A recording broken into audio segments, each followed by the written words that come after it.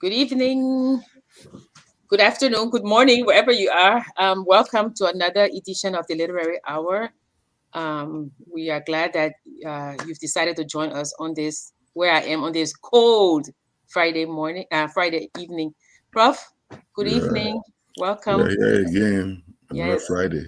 on the Friday. How is it on your end? Is it cold there? Yeah, very cold. Oh, I think Saturday we are expecting some snow or something of that sort. oh, Other okay. Saturday or something. Yeah. Oof. Yeah, it's gonna be cold here, but not as cold as before. So that's good. And the wind, every time there's a wind, Prof, if Yeah. you remember, there's It always gets. problems with my video. So I hope that, Oh. yeah, because the box is far from the house, so Mm-hmm. the wind kind of like makes the video unstable, the I Wi-Fi see. unstable. Yeah. We'll So try and today, see. Prof, we are going to discuss No Longer at Ease. Mm. For those of you listening and watching, we give you guys ample time to read the book because we put the poster out on Monday. Prof and I decided that we're going to discuss No Longer at Ease. And I think a lot of people know Things Fall Apart. Some people know Arrow of God. Not a lot of people know No Longer at Ease. And we decided that we would like to discuss No Longer at Ease. So I hope you've come prepared to join the conversation, to add your input, to tell us you've read the book, because that was one of the suggestions from last year, that we should choose some books that we can discuss, and that the people watching can join us. So today we're going to discuss No Longer at Ease. So, Prof, your thoughts on the book? No longer at ease. It's a follow up to things fall apart. Of course, the other arrow of God also, but no longer at ease. Comes with the understanding that it gets to be generational. Um, the whole idea that um, the narrative passes from Okonkwo, the epic hero in Things Fall Apart, and immediately one of the members of his family and he kind of almost from the beginning battling it out.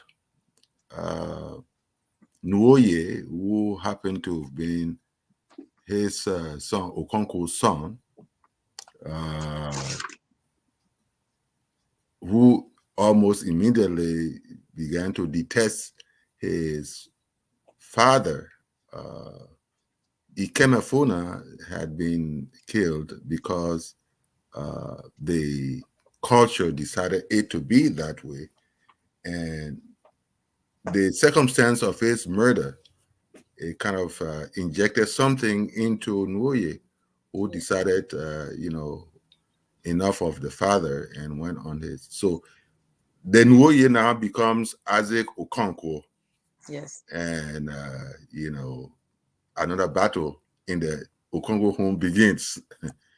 Yeah. That is partly at the center of the story of No Longer at Ease. We should keep in mind that uh, Isaac Okonkwo had four daughters already, and he had been looking for a son. It's a father and child type of thing.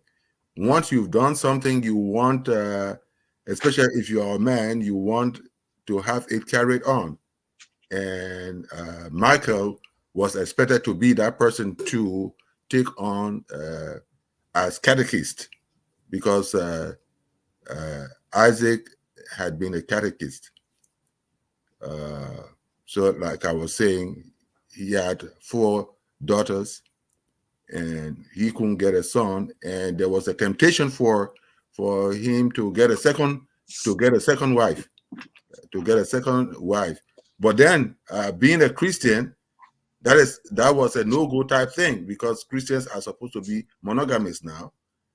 And when eventually the fifth child comes and the fifth child is a son, he says Obi Ajulu, Yeah. which is the mind is at The rest. rest. Yeah. Yeah, so that is part of what it all begins. And Yeah. So it was just by coincidence when we last week we started to chat, mhm, you know, and chatting we kind of focus on things fall apart. yeah, So a lot of people followed us mhm, because a lot of people have read things fall apart. mhm, mhm, So no longer at ease is the son of Nuwoyi. yes, Remember Nuwoyi? yeah, And yeah, that's what Prof said. Nuwoyi was Okongo's son who ran away yeah, and joined the church, and yes, he became Isaac.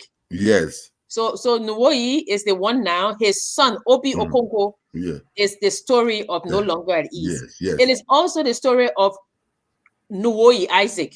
You know, yes, yes, but it has a lot of characters in it. And reading No Longer at Ease, Prof, it is like they said that, you know, this book came under a lot of has come under a lot of criticism. mhm, Like, people be like, oh, this is mediocre, this is not one of Okongo's best work. But mhm, for a small book such as this, probably a novelette, if I would say, mhm, it packs a punch. yeah, This book has so many themes in it, you know, and that's what we want to do. And we want you guys to join us in dissecting this book, yeah, you know. So as where Prof left off, Isaac's son is Obi, yeah, Michael, right? And as Prof said, he had 4 daughters, mhm, right? And but and then one of the daughters. So after the third daughter, the fourth daughter, mhm, Isaac was so tired of daughters that he mhm. said, "A daughter is also good." That was what he named his daughter in the Igbo language, but Yes, in English, her name was Charity. yeah, But Obi Okonko, his son, his pride and joy, as Prof say, mhm. how do you say the name Obi or what? Obi Ajulu, Obi Ajulu, my heart is at rest. yes, yes, You know, yes, I have a boy child yeah, now. yeah, yeah, yeah, Yeah. So Obi grows up, yeah, and maybe we should just like let's go back and forth and tell just a brief synopsis before we mhm, get into the meat. mhm, And those of you watching, we expect you to get into the meat with us, mhm, you know. But one of the things that was interesting was that Obi is very smart, yeah, right? And he goes on to England, you know, yeah, and his his tuition was, I mean, his going to England was not a result of any scholarship by government. no, It was Umofia, the yeah, town, mhm, the community getting together and yeah, putting money together to mhm, send him, mhm, because they felt that they would reap the dividend when he yeah, gets back. mhm, You know, he gets a government job, mhm, he can help them. So yeah, Obi goes to England and Obi comes back. So Men of No Longer at Ease is about Obi's life mhm, when he comes back from mhm, England. It's also about the clash of cultures, mhm, you know, the Western culture, the British mhm, culture, yeah, and the Igbo culture or the yeah, Nigerian culture. mhm, It's about how these cultures play in so many different characters mhm, in the novel. It is about communal versus the mhm, yeah, yeah, individual. You mhm, know, it's about religious hypocrisy. It's about mhm, corruption. mhm, So we're going to mhm, get into it. okay, You know, feel free to jump in. You mhm, know, we expect lots of comments, and we're yeah, going to start now. So, Prof, yeah, Obi comes back. Obi comes back from England, mhm, right? He's fired up. mhm, He's going to fight corruption. He's going yeah, to make Nigeria a better place. mhm, And Nigeria is on the mhm, cusp of mhm, independence now, right? Or maybe independence already, yeah, right? yeah, Yeah, and he and but the British are still there. They are still part of the society. mhm, And Obi is back. And Obi, of course, when he gets back, his first thing is to go to the town to say, my people are back. Oh. But first, he stays with his friend Joseph, mhm, right, to get acculturated in yeah, Lagos. They're in Lagos, right? yes, Yeah. And then he goes to the town. Yeah. yes. The first part of the disappointment really is that he had been kind of he had been expected to do law. Yes. He had been expected to do law. So But when it turns out that he studies English, Classics, please. Joseph like to say classics. yeah, he studies that, and he comes back. Yes, he did well out there. He graduates with honors and what have you. But the thing about it is that this the whole thing about litigation.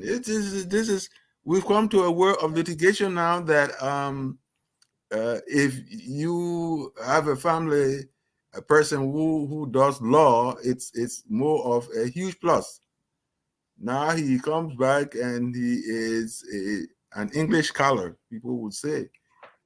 And then when they have the reception for him, uh, the whole nonsense about if you are well educated, it means that you should speak English with all highfalutin words and all that kind of a thing.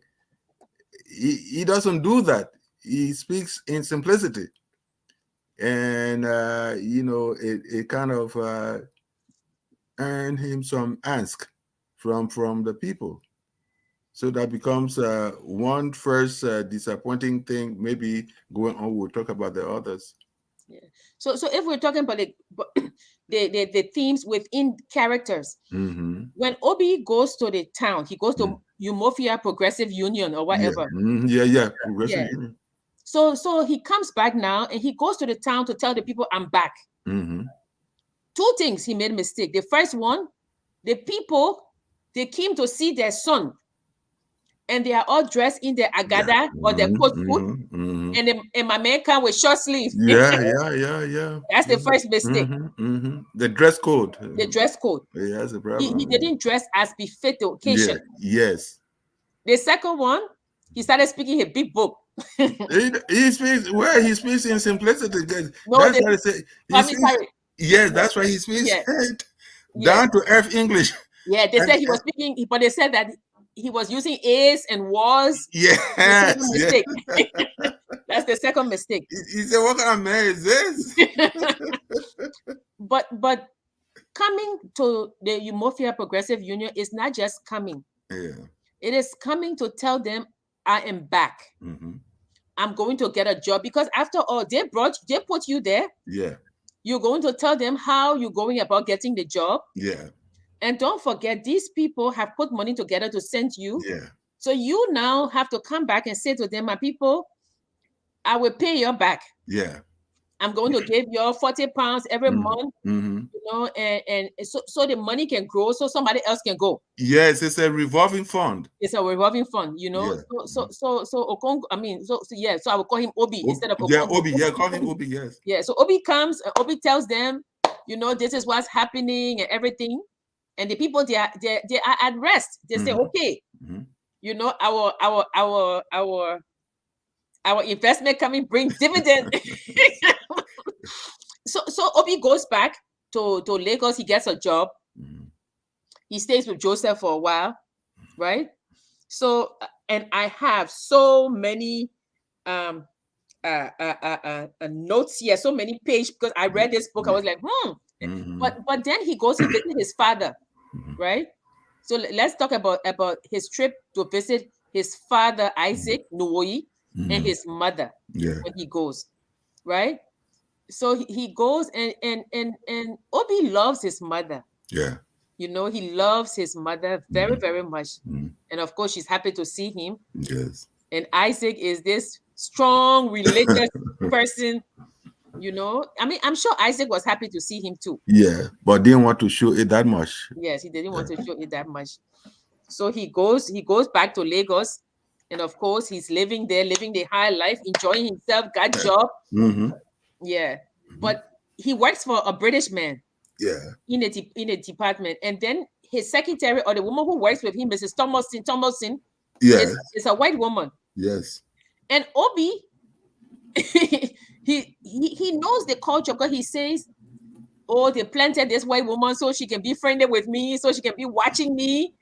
So I'm not going to be so friendly with her. But she's not a major character, except that Obi gradually, when I say I don't mean any bad way, he starts to tell her some of his problems Yes. sometimes. Yeah, you know, so anyway, that one. So then, so Obi now, first thing, somebody comes to him and say, you know, you the head of the scholarship, and I want my sister to go to England. Yes, small thing. Yeah. Obi says no. Obi says, but your sister will go anyway. You know, let her try. So he feels very emboldened that he has rejected a bribe. Yes. He feels good. Second thing, Bossman is on a roll. He finds a girlfriend, Clara. Yeah, right, Prof. So he gets Clara. Clara is a girl about town. She's a nurse. She knows people. You know, she's working. She's independent. She's a go-getter. She's a go-getter. So Obi falls in love, right? And then he was with Joseph at the time, and Joseph had his own girlfriend. Yeah. But you know, okay, let's talk about Obi a little bit before we go to Joseph. So Obi is living a good life. You know, everything is fine. He's supposed to pay 40 pounds a month to the Umofia Progressive Union. Everything is going good, right? Now let's look at Joseph, Prof. Joseph is an interesting man. Because even though Joseph lives in Lagos, Joseph has not been to England. But you can say Lagos was his England. Yeah. But in Joseph, there's the old and the new. Joseph walks, he knows how to, he tells Obi, this is not done. Yes. Or this is done. Because Joseph knows. You know, he knows. And in fact, I think one time, and Joseph, I mean, he said to him, I don't do it this way. And Joseph said, no. This is how it's done. So there's this. He is the guy to keep him on point. Yes. That's the other thing. The old and the new. Yeah. Right? Yeah. So then, sorry, I have all these these things. So then there's Clara, there's Joseph, there's Obi. Yeah. Right? And then there's Isaac is a very interesting person.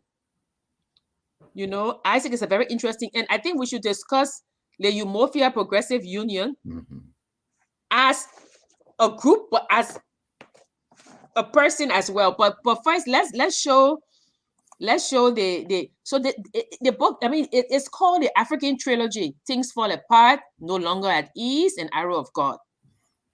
Right, and I have a quote under that: a country's novels reveal its social condition. That's what Achebe says, and he's so right. Because these trilogies, which is actually 3 generations of people of Igbo people they talk about the encounter with the white man. Yeah. That's what he talks about. Now, No Longer at Ease, like Things Fall Apart. If you remember, Things Fall Apart was from Yeats, the second coming, turning and turning in a widening girth. The falcon cannot stand the falcon, and things fall apart. The center cannot hold. Where anarchy is leashed upon the world. So that's where he got Things Fall Apart, the title. So with No Longer at Ease, he got it from T.S. Eliot's Prof. The Journey of the Matter. Yes. Okay, that says, we return to our places, these kingdoms, but no longer at ease here in the old dispensation. With an alien people clutching their gods, I should be glad of another death. And then Achebe says the psychology of the dispossessed can be truly frightening. Okay, so that's where he got that No Longer at Ease. So we come to you know, Prof, the British people portrayal in this book is not good at all. You know, Mr. Green and the British Council, they go play golf and they're standing right there. They're talking about, you know, the Africans, they're corrupt. As if the Africans are not there. As if they're not there. Yeah, as if they are not there. But yet, I don't know, and maybe you can join me. I don't know why Achebe put this. Remember when one of the guys who worked in the office, I think he was like the office boy or something. He got sick. He was sleeping on a job, and they wrote him up. Mm-hmm. Achibe just briefly mentions him, but they wrote him up that he was sleeping on the job and he was about to go be fired. Mm-hmm. And Mr. Green, who was Obi's boss, Yes. Mr. Green took it from the guy's file. He said, "No, you don't understand. This man may have been sick." And then Context. he gave the man money to go and get medicine.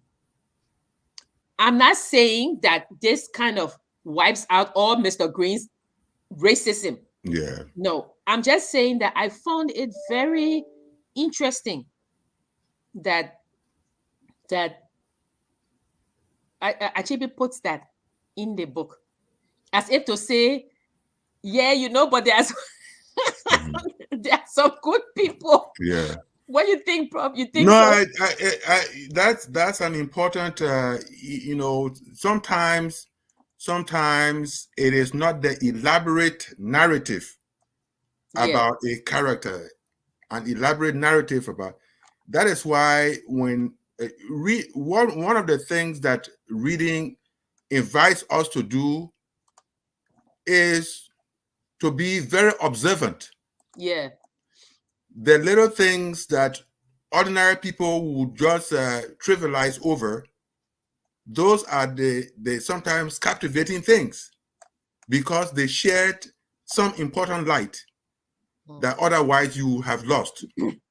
So in the case of the point you are making, the whole idea is one of, hey, if you are looking at a character, whether major or minor, you have to look at that character in his or her totality. yeah. And in that context, something very germane will be revealed. And that is what is seen in the case of Green. That simple act should be able to suggest that, well, that is why stereotypes are not often good. So that if you just paint someone black or white, just totally without saying there are exceptions to the rule and what have you, then you've lost out. So stereotypes have their own limitations. Stereotypes have their own limitations. And then so he goes to and one of the things that happens is that when he goes to Umofia to speak, even if the people don't agree with him, they let him speak. Yeah. And I've always maintained that most African society had the purest form of democracy. Yeah. But in his book, Home and Exile, Mm-hmm. Achebe have something very important about the Igbo personality. Yeah. That I want to read before we go on. So here's the story, Prof. He says, in the worldview, I'm quoting Achebe, he said, in the worldview of the Igbo, the individual is unique. The town is unique. How do they bring the competing claims of these two into some kind of resolution?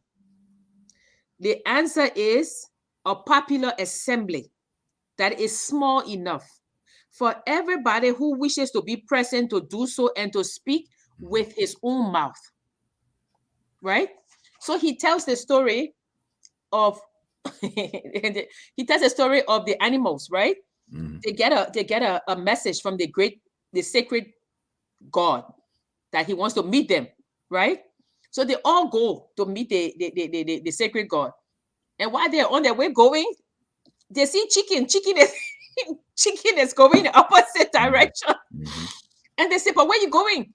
You're supposed to go to say, chicken say, look, I got important things to take care of. Mm-hmm. And in fact, when you go, just so the God don't get vexed with me, anything you desire, I for it. Okay. You see, so when they get there, the God says to them, I want all of you to look amongst yourself and choose one animal that will be the primary food. Hmm. on special days. And of course, the animal said, Mr. Chicken. And chicken is not there. So Yeah. that's To, it. def- They choose to chicken. defend itself. But if you were there, you could talk with your own mouth. You know, and I found that very interesting because if you remember things for the part, they say you may refuse the request when you get there, but you cannot refuse the invitation. Okay. Yeah, so Okonko go. I mean, Okonko Obi goes and everything. Okay, so moving along, Obi falls in love with Clara, right? And you guys feel free to to jump in anytime. So Obi falls in love with Clara, right? And then Clara, he wants to marry Clara, and Clara always says to him, "Oh, you know, yeah," and he doesn't understand why she keeps refusing him. And then at the end, she tells him, "I'm an Osu." I'll let you take it from there, Prof. What's an Osu? And Yeah. why Also, didn't she marry him?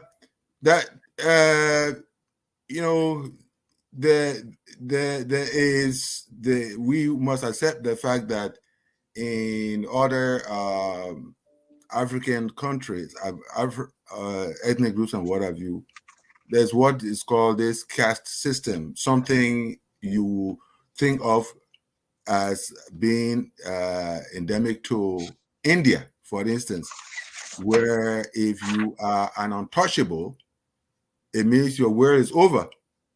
You know, you are an untouchable. You belong to the lowest of society.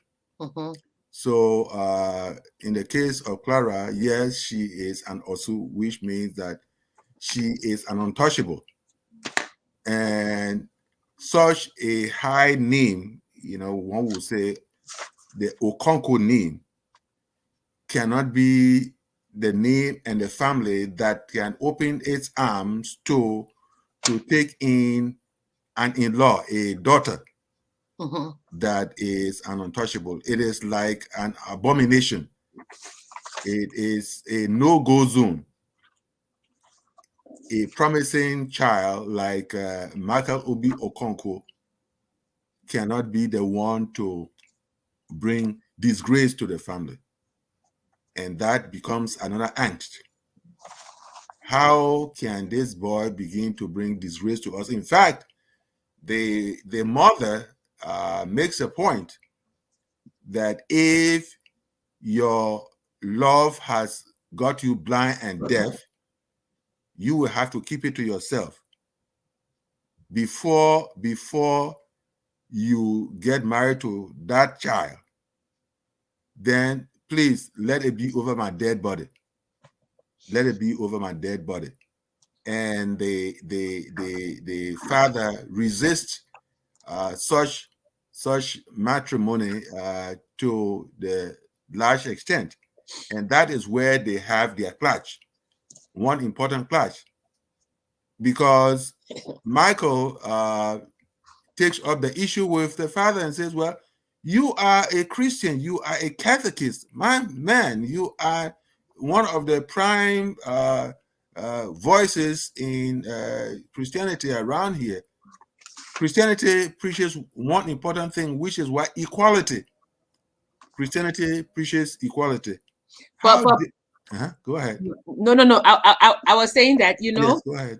when we were talking about the fact that when Obi came from England, he was already dispossessed of his culture. Okay. Because when he said that he wanted to marry Clara, Right. Yeah. right?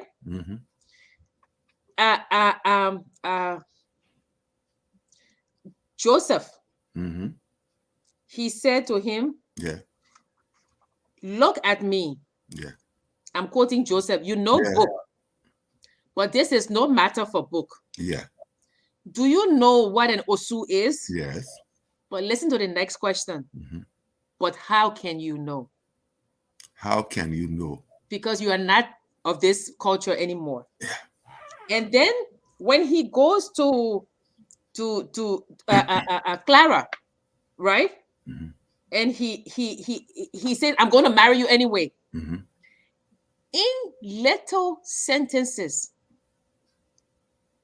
Achebe has this knack of showing that you are really dispossessed of your culture. Mm-hmm. So when he tells Clara, I'm going to marry you, right?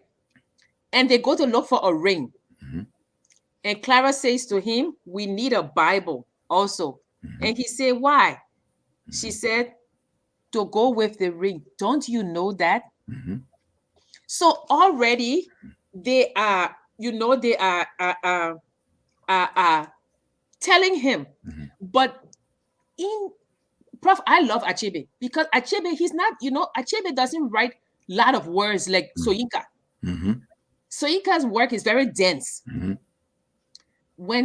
When Obi goes to Isaac, his father, and he's telling Isaac, first he doesn't, he says to Isaac, oh, I met this girl, I want you, the family, to go see the girl, right? Mm-hmm. So Isaac is saying, okay, yeah, we should go. But listen to the exchange. He say, do we know who this girl is and where she comes from? Mm-hmm. That's Isaac. And Obi hesitated, right? And then his father asking, what is her name? I'm reading again from the book. And he says, she is the daughter of Okeke, a native of Mibiano, Mm-hmm. right? And Isaac said, which Okeke? Mm-hmm. I know 3. Okay. One is a retired teacher. Mm-hmm. But listen to the next phrase. But it would not be that one. Mm-hmm. Right? Because Right. even Isaac himself knows that it's out of the realm of thinking. Yeah. And and Okoko says, that is the one. And again, Isaac asked him, Josiah Okeke? Mm-hmm. And he said, yes, that is his name. And listen to this. His father laughed. It was the kind of laughter one sometimes hear from a masked ancestral spirit. Mm-hmm. He will salute you by name and ask you if you knew who he was. You would reply with one hand touching the ground that you did not, that he was beyond human knowledge. Mm-hmm. And then he would laugh and say, I did not really think you would, you miserable human being. Because this is so out of the realm. So Yeah. Isaac laughed, and Isaac says just one sentence, you cannot marry the girl. And he's done. So yeah, it's a man who is a Christian, Mm-hmm. a Catholicist, a guy who is well steeped, Yeah. who left his father Yeah. to come to the church. Yeah. But yet, although he says that he's Christian in every sense of the word, Mm-hmm. this one taboo, Mm-hmm. it will not take You place. cannot cross it and You whatever. cannot cross it. Mm-hmm. And so he goes to him. He says, and then he tells his father, but we are Christians. Mm-hmm. His father said, we are Christians, but that is no reason to marry an Osu. Mm-hmm. So then of course he goes to his mother, right? Mm-hmm. But first they say Osu is like leprosy Yeah. in the minds of our people. I beg of you, my son, not to bring the mark of shame Mm-hmm. and of leprosy into your family. If you do, your children and your children's children unto the 5th and the 3rd and 4th generation will curse your memory. Mm-hmm. It is not for myself I speak. My days are few. You will bring sorrow on your head and on the heads of your children. Who will marry your daughters? Whose daughters will your sons marry? Mm-hmm. And then he says, but all that is going to change. In 10 years, things will be quite different to what they are now, right? But it hasn't changed yet. So when he goes to his mother, his mother says to him that she tells him her dream that she has, right? And she says to him, like you said, she said, you know what? I love you and everything, but let me die before you married and Osu. Yes. So yeah, we have a clash of cultures. Mm-hmm. Yeah, we have an educated young man from England who thinks that he can go against the culture. And here we have the people of his family saying no, right? But then an interesting thing happens also. He goes, because every now and then, The people in Umofia Progressive Social Union, Yes. he has to go there to talk to them, right?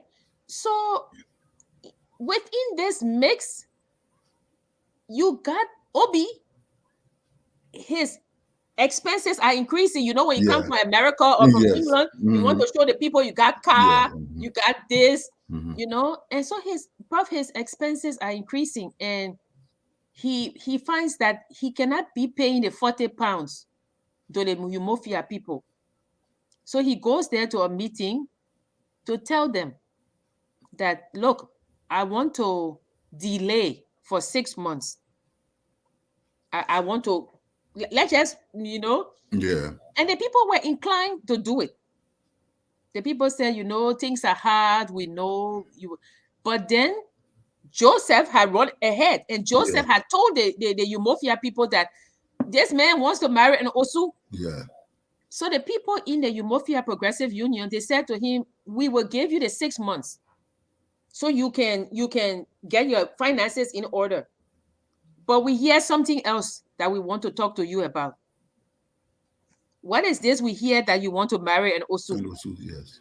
And of course, Obi gets so mad. He tell the Mm-hmm. people, in fact, I don't even want 6 months. Mm-hmm. I'll get you your money. You can't tell me who to marry. And then he leaves.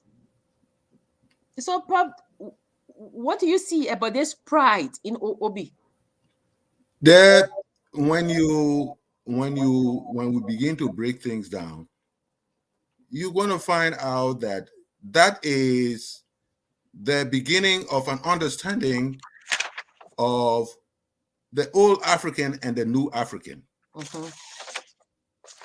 The old African is the one steeped in the relationship between human being and nature, between the strength of the culture and the strength of the individual person. Obi comes home as the shell and the shadow of Western culture. Yes.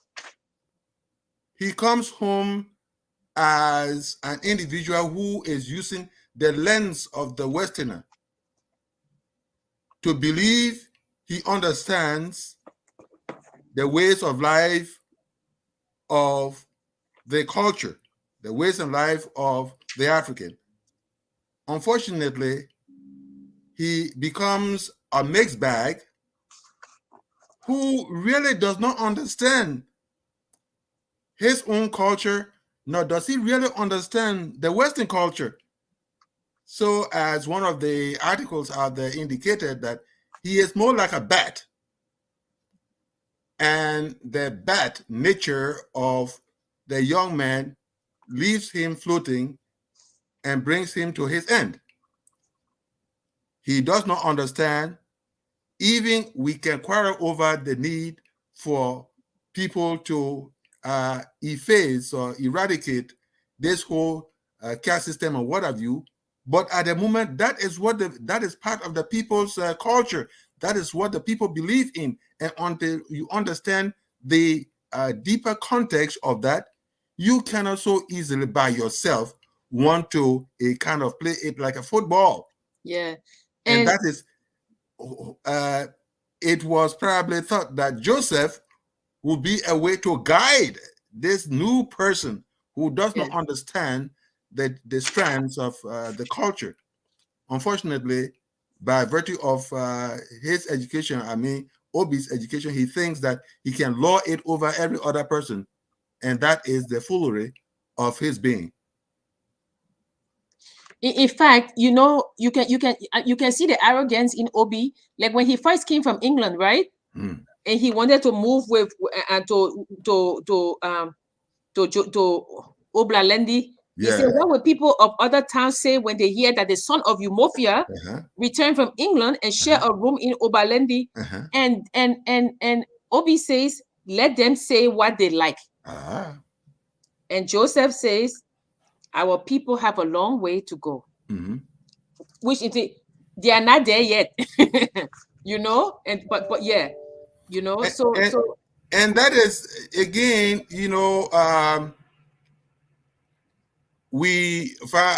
our discussion has been a little far from Pan-Africanism, but it's right there. There are certain things the Pan-Africanist may believe that he totally understands by virtue of even chanting the mantra, brotherhood, the sisterhood, and other kind of a thing. But language is the carrier of so many things. Yes. If you have a cognitive deficiency, as far as the culture is concerned, it becomes a problem for you. And until you really sober up, until you really understand that a culture is a kind of web,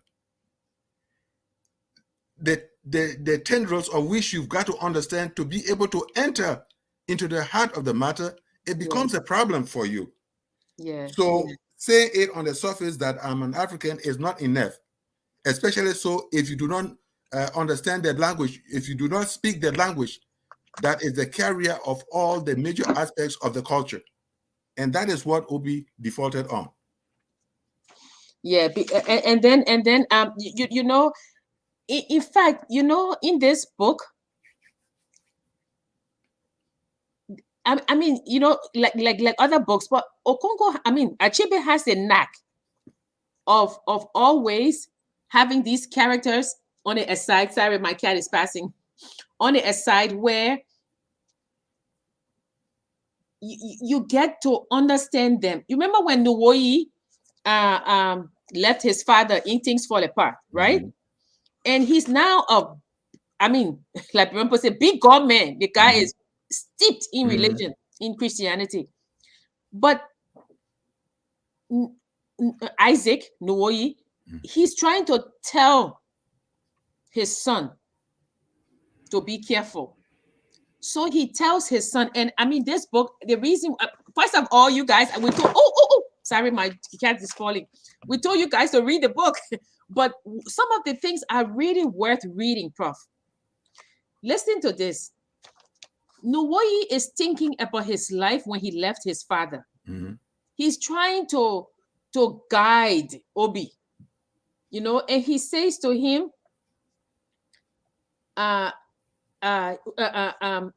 when his father said, you can't marry this girl, right? He tells his father, I'm leaving tomorrow to go back to Lagos. And his father said, but you are supposed to stay with us for 1 week.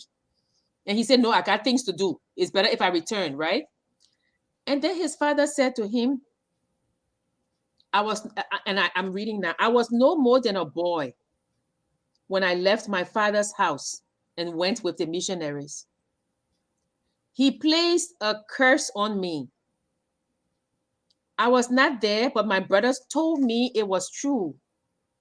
When a man curses his own child, it is a terrible thing. And I was his first son. When they brought me word that he had hung himself, I told them that those who live by the sword must perish by the sword. Mr. Bradley, the white man who was our teacher, said it was not the right thing to say and told me to go home for the burial. I refused to go. Mr. Bradley thought I spoke about the white man's messenger whom my father had killed.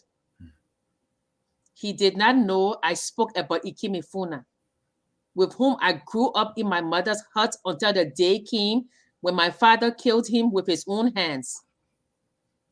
He said, I tell you this so that you may know what it was in those days to become a Christian. I left my father's house and he placed a curse on me. I went through fire to become a Christian. Because I suffered, I understand Christianity more than you will ever do. What kind of speech is that? Why do you think he's telling Obi that? It's more of a self-revelation, more of trying to establish the confluence of the past and the present. If in all these things, if one does not understand, if one, I know someone want to talk about, if you don't understand the past, you are bound to, if you don't understand history, you are bound to repeat it. But if you, there has to be a constant reflection, a constant understanding of how your past has been able or should be able to link to the present, because we are a continuum. Humanity is a continuum, whether at a collective level or at an individual level. Humanity is a continuum. And until you understand the various chapters, until you understand the various links in your own life, as far as the past is concerned, you will not understand how that past links to the present, and therefore how it has the capacity to link to the future. So it is understanding the links of the ring that the Father is a kind of putting before his own Son, especially so when they are going along the same line of rebellion. What does it do for you? Do you understand the context of why you rebel and what it has the capacity of doing for you and to you? That is a set of questions that Okonkwo poses, and that is the set that his son, his very own son, the first fruit, has got to deal with. And until he understands that, all other things that he's doing will be futile. And then we come to Clara. Let's talk a little bit about Clara and Joseph. So Clara, so at one point now, Clara gets pregnant, right? And of course, Joseph, man of the Lagos, he knows where to get an abortion. So he, so anyway, Clara gets an abortion. She doesn't marry him anymore. Yeah. But we come now to the fact that this facade that you must maintain, because when you come from abroad, there are two things. There's a standard you think that you must maintain, and then there's a standard that the society thinks you must maintain. Yeah. So if you come from Minnesota and you've lived there for many years, and you say, you know what, let me just get a little room in Claratown. Yeah. Liberian people be like, look at that other one. All that time they stay, you know. So the pressure is on you to maintain a lifestyle that you cannot maintain. So of course, now at this time, now you see Obi spending money. Now the new car they gave him, Obi got to buy insurance. All those things. And the boy who lives in the house with him, who cooks for him, Obi telling the boy, you're cooking too much food. Don't cook every day. Yes. Obi just cutting costs. Yes. Hour of austerity now. Yeah. And so Clara, wanting to help, Clara gives him 40 pounds, you know, and of course they go out to the nightclub. When they come back, somebody had opened the door and stole the money. So poor Obi has nothing. Down and not only that, his pride would not let him go back to Umofia and tell the people, please give me 6 months. You know, he doesn't want to do that. No. So he's stuck. You know, he can't do that. So now the pressure's coming on him. He needs money. Or where is he going to find money? There's no money, you know, so he's looking for money. In fact, the sad thing was that when he and Clara broke up, when Clara returned his ring, he was more interested in the ring to go and get some money for the ring than he was interested in Clara. You know, the end of irrationality. Yeah. What I don't, what is it Kristen calls it, the alarming instability beneath the dazzle. I like that phrase.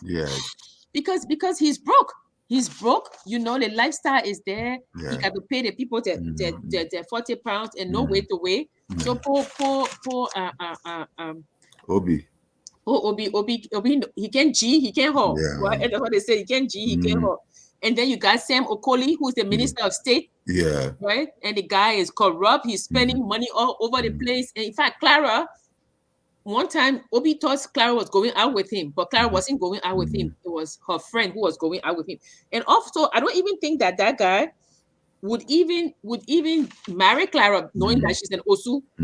You know, But you know, if you look at No Longer at Ease, and in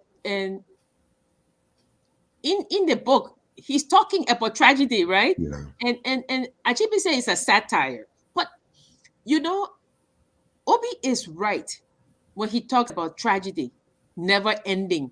Because in the book, he's discussing it with the white guy. I forgot. No, the chairman. The chairman. Yeah. That's his name. In that conversation, you can see that Obi is of his own. He's neither of the old, the Mhm. Ethiopia or the Igbo culture or the new. He has Mhm. other ways of looking at things. Because in Graham Greene, the heart of the matter, right? Chairman is saying that it's a tragedy, right? He said the only sensible novel any European has written on West Africa, and one of the best novels I've ever read, right? But then Obi says it was nearly ruined by the happy ending. And the guy is shocked. He said, "What do you mean happy ending?" Mhm. Yeah, because in that book, the European police officer committed suicide. Yeah. But listen to what Obi says. Obi says, perhaps, I quote, perhaps happy ending is too strong, but there is no other way I can put it. The police officer is torn between his love of a woman and his love of God, and he commits suicide. It is much too simple. Tragedy isn't like that at all. I remember an old man in my village, a Christian convert, who suffered one calamity after another. He said life was like a bowl of wormwood, which one sips a little at a time, world without end. He understood the nature of tragedy. Real tragedy is never resolved. It goes on hopelessly forever. Conventional tragedy is too easy. The hero dies and we feel a purging of the emotions. A real tragedy takes place in a corner, in an untidy spot, Mhm. right? There is no release for him. There is no purging of the emotions for us because you can almost see this foretelling Yeah. that the tragedy of Okongo, there is going to be no release. Mhm. And then at one point, his mother dies. Okongo is so broke Yeah. because the African culture, your Mhm. son comes from England, Mhm. they want a big feast. Yeah. Okongo is so broke, prof, that he sent the money. He couldn't even afford, or he couldn't go Yeah. He to didn't his go. mother's funeral. Mhm. And of course, the people talk about it that look Yeah. at this man. A scandal. A scandal. Mhm. Looking at it echoing Nuoi, who did not go to his father's funeral. Mhm. His father. As it was Obi, in the beginning, is now, and ever shall be. ever Where shall be without world without end. Right? Amen. Yeah. So it's powerful. yes. It's So powerful. now we come to the main thing. Poor Okongo now, I mean, Obi is broke, Yeah. no money in her pocket. Mhm. He doesn't know what to do. Yeah. So somebody comes to Obi and says, I Mhm. want you to just make way for my, I think, Yeah. brother or And my sister to sister. get, Yeah, sister. Yeah. yeah, right. And although at the first he had said no to the first Yeah. person, Obi accepted the money. Yeah. And when Obi accepted the money, Mhm. it didn't take long. There was a Mhm. knock on his door and they Yeah. arrested him. Yeah. Obi was going to jail for bribery. Yes. And that's why we're going to come on now, the theme of bribery. No But the thing that controversial. made the people in Umofia mad Mhm. was not the bribery. You see, Prof, in this book, there are degrees of bribery. Mhm. That's why I noticed because Yeah. first the judge tells him, say, look at you. You are an educated man. Mhm. You're from good family. Why would you Mhm. go steal? And of course, Mhm. Obi is crying in a courtroom because he knows he's going to be sentenced, right? But Umofia, they put money together Yeah. to A go big and to loss. spend because A they big say, loss. he's one of us. Yes. And come to the theme of community, Prof. Yeah, it's a funny one. The one about when they were talking about we have to support him, right? We have to get him out of this, because you see, when a child hand is in a fire, you got to take it out Mhm. before you scold the child, right? So they put money together and everything To he release said him. we paid 800 pounds to train him in England, Mhm. but instead of being grateful, he insults us because of a useless girl, Mhm. and now we are being called together again to find more money for him. What does he do with his big salary, Mhm. right? But the president of the organizations told them a kinsman in trouble had to be saved, not blamed. Anger against a brother was felt in the flesh, not in the bone, Mhm. right? So of course they decided to pay, right? So the one that made the people mad was that this was not even big money, this was Yeah. 20 pounds. Yeah. So the guy said, we have a saying that if you want to eat a toad, you should look for a fat and juicy one. Mhm. But listen to the degree, look, listen to what he said. Mhm. This all comes from the lack of experience. He should not have accepted the money himself. What others do is to tell you to go and hand it to the houseboy.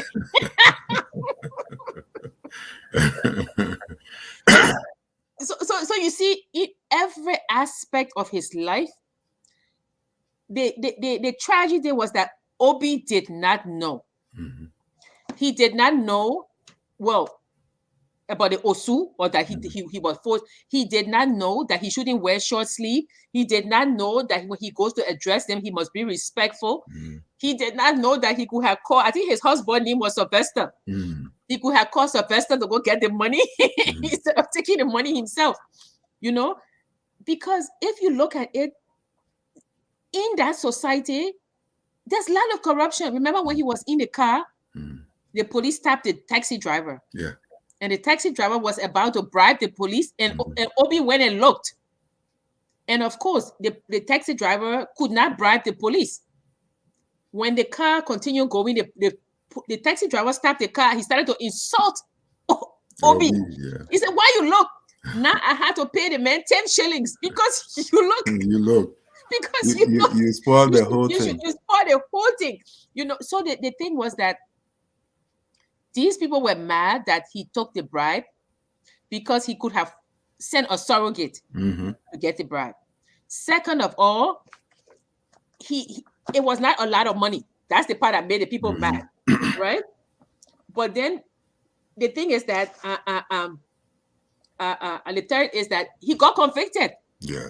You see, he got convicted. So yeah, it's indeed. The part of the problem of Michael uh, Obi Okonkwo is that of uh, being arrogant in ignorance, Yeah, and yet he didn't see that ignorance as a problem because it was below the lens of this Western educated fellow. yeah, The very fact that he seemed to be a know-it-all because of his Western education. And that is part of the problem of the new African, dare say. When I say that it is the generality, there might be exceptions yeah, where there are people who, even with their Western education, are a very cognizant of what to do and what not to do. And if they do not have the cognitive capacity to do that, they will always have the temerity to look for someone or to look for a team that would a kind of guide them in the context of Joseph. For instance, if you do not have a Joseph to guide you, then you have a problem. I'm talking about no longer at ease. yeah, Perhaps if all along he had listened to the voice of caution, the yeah, voice of a kind of direction, he probably would have overcome some of his difficulties and be on the right path. But failing to do that, he brought the woes onto himself. as we see in the book. Yeah. So let's look at some of the slides. Okay, we did this already. A country Yeah. novel reviews a social condition. Mhm. There's the trilogy from Chinua Achebe. And in fact, not to cut you off, you know, that a novel, uh, if it is well written, as we even see in the very No Longer at Ease, it's not just the social problems, it's Yeah. the economic problems, it's the social problems, and all those things brought together. The confluence is the thing that often makes the work powerful. The confluence of all those conditions, social, political, economic, and what it is, the whole construct of the personality of that culture or the nation that is often brought into review by the novelist. And that is why it is important to understand that literature and history work hand in hand to be able to tell the saga of every nation. Yeah. And one of the things, and we discussed this before, that before there used to be a lot of writing, like Things Fall Apart, about the town, the community, the people.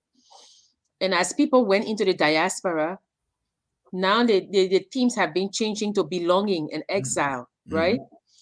And it seems as if the longer you are away, you have this romanticized vision of like I mean, during the war, I would say, oh, Liberia, because you keep it in your mind's eye as something to carry you through. And even when Okongo went, he was saying, but this is not Lagos Yeah. with the dog on the street and this, because in his mind, he had kept this really nice image. Yeah. But if you look at the psyche of the diasporic person, whether it's Africa or Asia, whatever, Yeah. it is truly a place of limbo.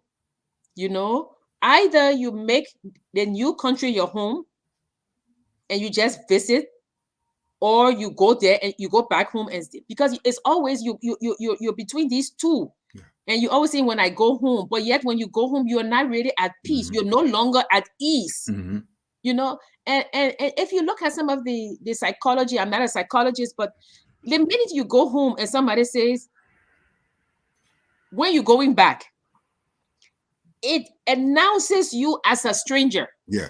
It announces and when I go home, people ask that question, I just look, I don't answer sometimes, because it is saying to you, this is not your place. We know you from here and you're visiting, but when are you going back? Yes. So that question, I find that it is a question that sets you apart.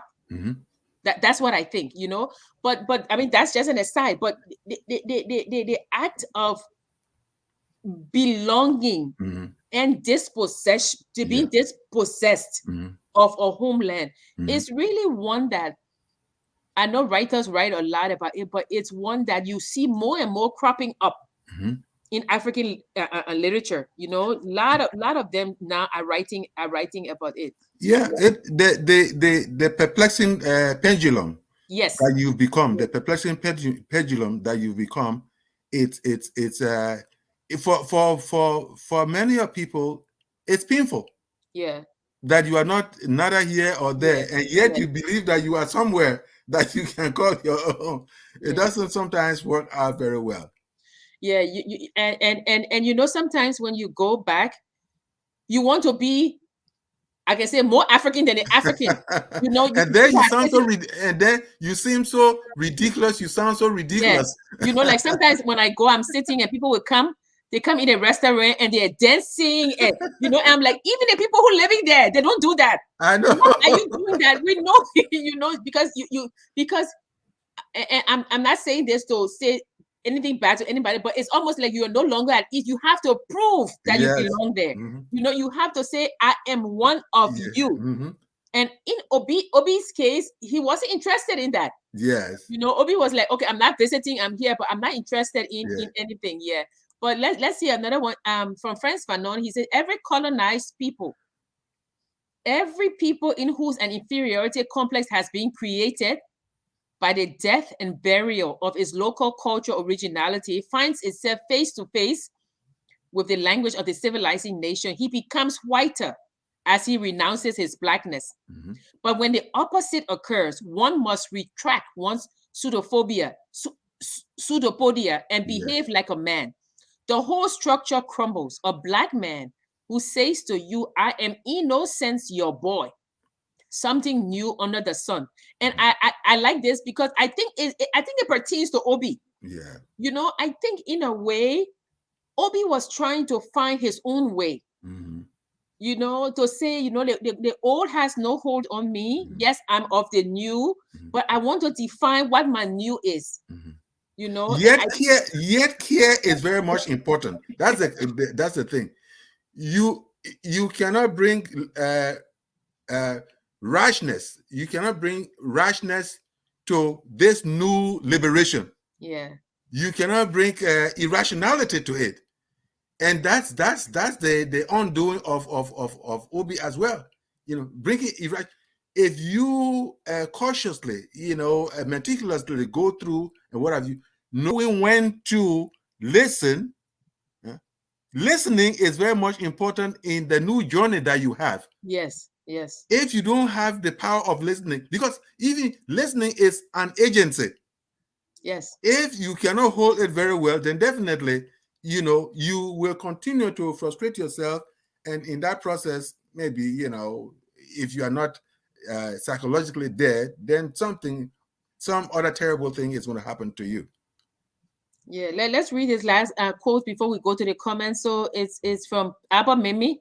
I can't see I can't see it all the way because I think there's something. Okay, let's see if we can put it like this, Prof. Uh, um, see, out of the only way out of the colonial situation and the colonized, revolt, rebellion, Mm-hmm. right? It's the only way out of the colonial situation, and the colonized realize it is sooner or later. His condition is absolute and cries for an absolute solution, a break and not a compromise. He has been torn away from his past and cut off from his future. His traditions are dying, and he loses the hope of acquiring a new culture. He has neither language nor flag, nor technical knowledge, nor national or international existence, nor rights nor duties. He possesses nothing, is no longer anything, and no longer hopes for anything. The most serious blow suffered by the colonized is being removed from history and from the community. Colonization usurps any free role in either war or peace, and every decision contributing to his destiny and that of the world, and all culture and social responsibility. Mm-hmm. So I'm telling you, Obi is trying to find his new new way. So how? Yeah, but how? You know, it's yeah. You know, it's funny. When I was reading Obi, I was thinking about David Diop. You Uh-huh. know, remember that poem in those days when civilization kicked us in the Kick face. out in the yes, that's right. So civilization didn't just slap you, it kicked Yeah, you in the face, yes, yes, and holy water slapped our yeah. brow. Mm-hmm. I Mm-hmm. remember that. Mm-hmm. Yes. Yeah, yeah. So let's look at the comments and see if there are comments. Yeah. So please join in. And some of you, if you've read the book, join in. Okay. Ephraim Goddard say he's watching live. Thank you. Margaret Mapu Dyson is watching as always. Thank you, Margaret. Samuel Bravo Red watching from Liberia. Oh, thank you, Samuel. I hope you're safe. Yeah. I always follow this show. Oh, thank you very, very much. We are very glad that you focus on Liberia. Says thanks, Sam. Hello, Prof. Your book teaches a lot of things. Oh, okay, Oh, Prof. That thank you, Sam. we're going to interview you one day for Sam. Emmanuel Jackson is watching from Okay. Boston. Hi, Okay, man. Emmanuel. Oh, Oh, Emmanuel. wow. Yeah. Eddie, Hey. let's talk some more. Yes. Oh, okay. Adio, you say you should talk some more. Yeah. Kedrick Domba say we need to write more books for Liberia. Definitely, Kedrick, and I hope you also start to write Dwight Dogba Porter cultural relevance. Yes, Yes. we're so glad you guys are listening. Mm-hmm. Tilo Sherry said that is why the 3 books are known as the African trilogy. Yeah, that's what we have on a slide. Yeah. I love the linkage you have shown between things fall apart and no longer at ease. I suggest you discuss Arrow of God on the next show because it shows the clash between things fall apart and no longer at ease. Well, that's a very good suggestion. We just might. Yes. Dwight says the Western influence definitely Tito Sherry said, Obi is in a similar situation with the school teacher in Wole Soyinka's Oh, the Lion and the Joe. Obi is trying to between his African culture and the Western culture. He sees himself as superior and an agent of change, but at the end, it is the society that would change him. Yeah. That's, of course, as always the case. Yes. Yes, Sherry. Francis Wilson said, life is cyclical. Yep. Yep. Margaret Mapu Dyson said, life changes, it's ups and downs. Got that right. Isa Kofa said, Messiah, can I donate through Cash App? Oh, thank you so much. Yeah. Please update me in my inbox. Just have Anthony or Dennis to inbox me the FOL Cash App number. Thanks. Okay. Thank you so much, Thank you. Isa. Thank you. You know, we Thank you. purchase the books ourselves. We buy them on Kindle. Yeah. You know, we read them. You know, some of the authors, well, not Chinua Achebe, but some of the Liberian authors are good enough to send us copies of the book. But most of the time, we end up buying the books, Yeah. you know, and then Prof and I take hours. Yeah. When I'm hiding from him, but we discuss the books, you know. So I'm so glad, and it's our one of our goals is that, you know, Liberians, we can read and have book clubs, Yeah. and discuss these things, you know, because even this book, you know, it's pertinent to our situation. Yeah. You know, a lot of us, you come to you get your education, you go back, clash of cultures, Yeah. old and new, young and old, you know, things like that, religious hypocrisy, all Yeah. of those things are worth discussing. Margaret said, I will be like Obi if I go to Liberia, a complete novice. Anyone could look, bribery is normal, Lord. No, Margaret, when you go, we'll find a Joseph to be with you. We'll find another person. Well, please listen to that, Joseph. And listen to Joseph. Francis Wilson said, not only because of his Western education, but he in his heart had accepted Westerners and the culture to be superior to his. Definitely. Well, the thing about it is, do you have a choice, Francis? Do you have a choice? The thing about he gets his education, whatever, deep in his heart. Yes, as soon as you, that's the thing that Western education does.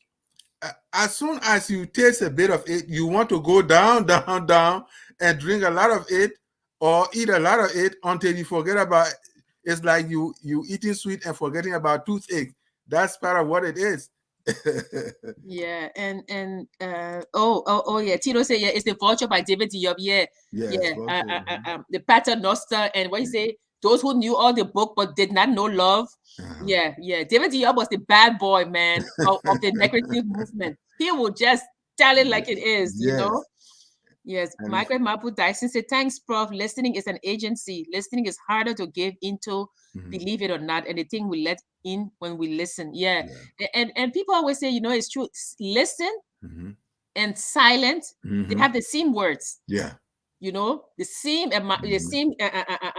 words. I mean, the same letters. Yeah. Listen, silent. So it's good sometimes to be silent when you know, and listen. Yeah. Which is very difficult sometimes.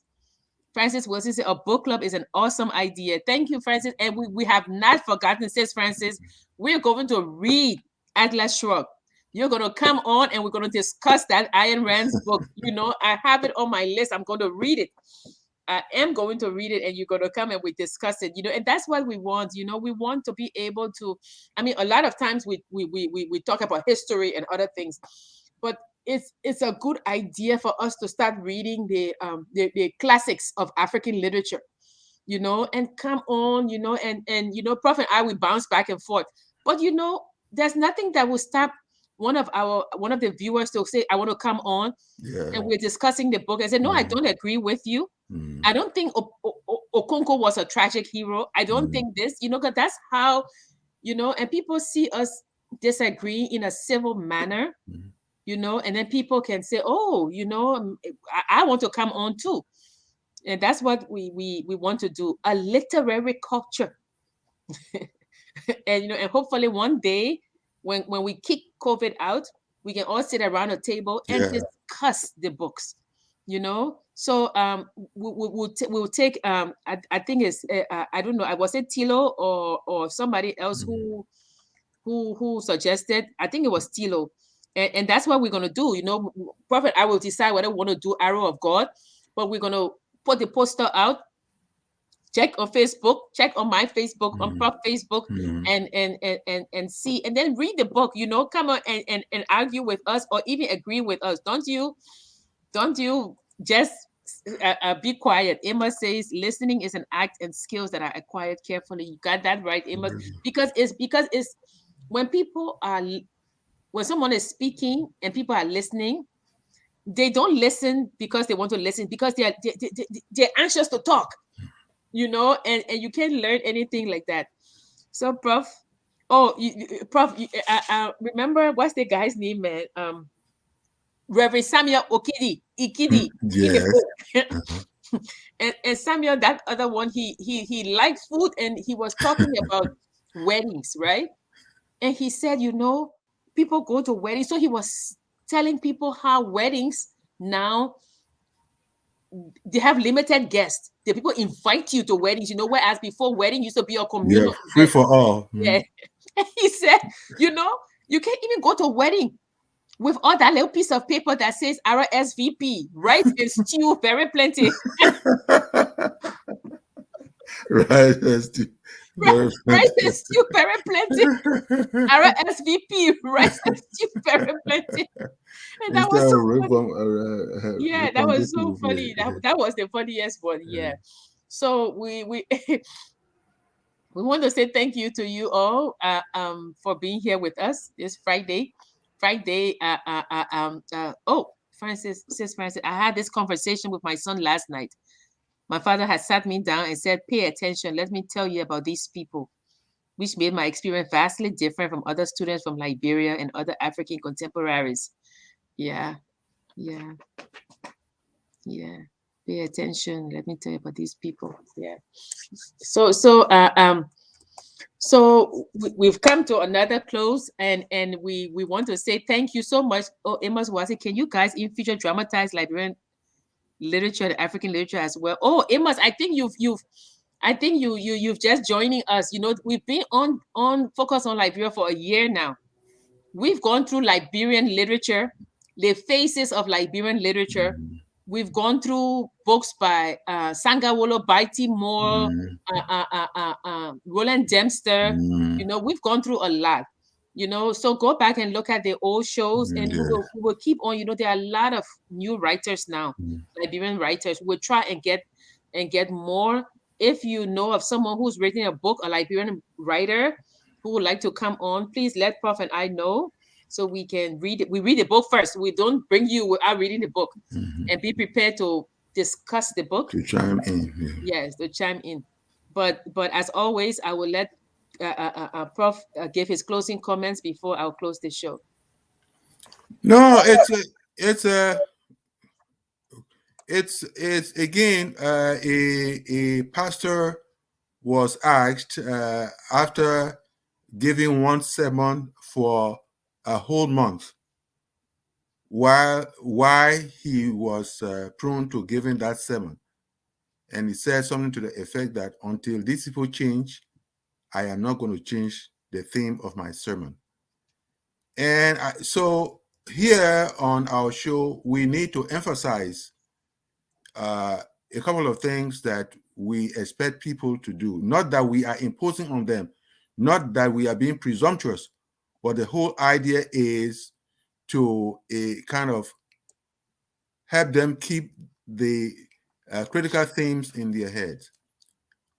We've said that on this program, we are interested in critical thinking. We are interested in demonstrating that literature and history work hand in hand. We are interested in ensuring that people often seek to know the truth, and knowing the truth comes from listening, knowing the truth comes from reading. These themes, you call them broad themes, generic themes. These are things that you need to keep in mind each time you think about the literary hour. So listening, thinking, reading, and seeking at all times to know the truth. For that truth is going to take you places. So that is what I'm urging. And every time you hear me, in most instances, that's the urging that I'm going to give. And always to thank you people who make our day, because it cannot be something, a conversation, a conversation between Jackie and I, but it is also something that should be participated in, so that the conversation that Jackie and me hold will be something that runs through whatever the program holds for the time. Yeah, thanks, Prof. Sis Francis says, I think our book club should be specifically African novelists. Okay. Yeah. I think so, because other cultures, I mean, other regions have their own book clubs, Yeah.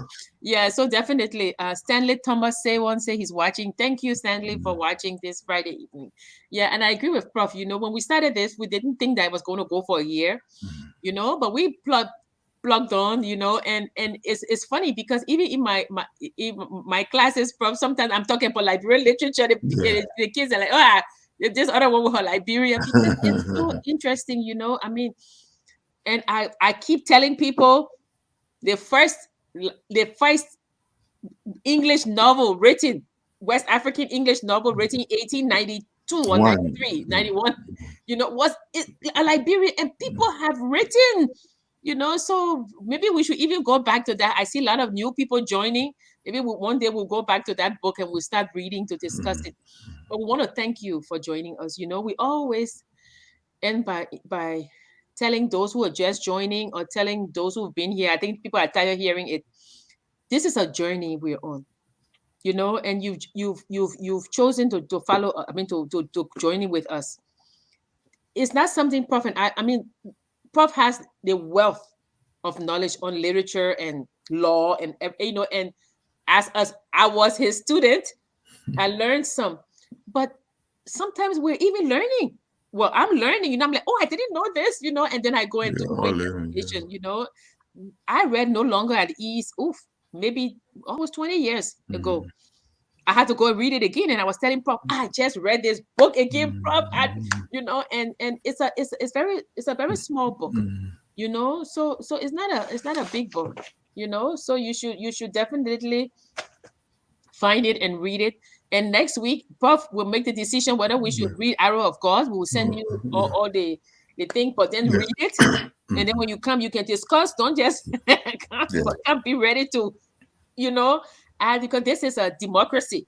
It's like this is like the Umofia Progressive Union. This is the Liberian Progressive Union. Come here ready to talk, because if you don't talk, you're gonna be like a chicken. You end up in the stew pot. I mean, it's too bad. It must say short thinking, listening, and reading are key facts of human. James, I'm here on this journey. Oh, hi, James. Yeah, so read Arrow of God. If we may discuss it next week, we may not, but read Arrow of God and be prepared to come and discuss it. Contribute. Let's have this literary culture, that we can talk about books, so that when somebody say, oh, have you read, like when a guy put their Lion and Jewel, Wole Soyinka, we've read Lion and Jewel. We know exactly what he's talking about, so when somebody say The River Between, we know The River Between, we know Petals of Blood. So let's have an educated African novel cycle that we can circle, that we can talk about. Yeah. So I want to tell you thank you again. Every time we come here, it's supposed to be 1 hour, and we just keep talking, and then it's 1 hour 20 minutes. So we have to stop that. Yeah, but maybe we can kind of like put on the focus on Liberia. Maybe we could have it 1 hour 30 minutes. Yeah. You guys can write for that, because we don't want people to stop us when we're talking and say, time to end the show. So maybe 1 hour 30 minutes. We don't know. We'll ask. Yeah, but please, we don't tell a lot of people, but donate to the show. Donate to the show so it can continue. And if you want to join, there's nothing that will stop you from joining. If you've read a book and you want to discuss the book, feel free. We say mask up. Enjoy the weekend. Tell your friends to mask up. And as we always say, lift Liberia up. Yeah. We know things are not always bright and rosy. We say we are like rooms in a house, but the roof is Liberia. Lift Liberia up. And if you keep lifting it and keep praying for Liberia from your lips to God's ears, you know. So thank you again. Remember, whether you are for Obi, whether you are for Clara, whether you are for Isaac, whether you are for Reverend Ikidi, whether you're for Sam Okili, we are all Liberians, you know, Yes. and we will continue to be Liberians, and one day we'll be home having our literary circle. So thank you and good night. Good night, Prof. Good night, Jackie. Yeah, I'll We are Liberians. Liberia is our home. Liberian people.